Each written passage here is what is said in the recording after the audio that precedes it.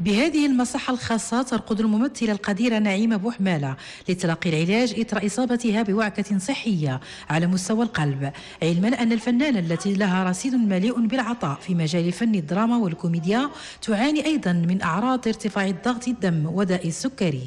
هذا المرض اللي ضرني ما عرفتش شنو هو، مشيت عند واحد الطبيب عطاني هذاك الدواء.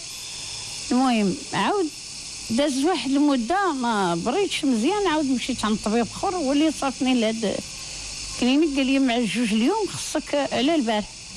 نعسي قلت له ودي راه ما نصايبش، قال لي لا ضروري خصك تدخلي اليوم. دخلت وداروا لي واحد الحركه في فمي ما كنقدرش ندوي شي تيوات شي. المهم عتقوني مزيان. هاد الازمه هذه اول مره، هاد الازمه صعيبه اللي جاتها صراحه. كل ما كانت وصلها كلينيك هنا زعما صراحه ما عاديش نعرف واش غنديروا. ايوا تنتمناو لها الشفاء، واش غنقول لك، وتنشكروا الجمهور الممثلين اللي دعموها والناس ديال الكلينيك هنايا اللي وقفوا معها صراحه. ايوا تنتمناو من الله يكون خير. معجب الفنانة وأصدقاؤها وأسرتها أتوا لعيادتها لتخفيف من معاناتها، فمتمنية لها بالشفاء العاجل.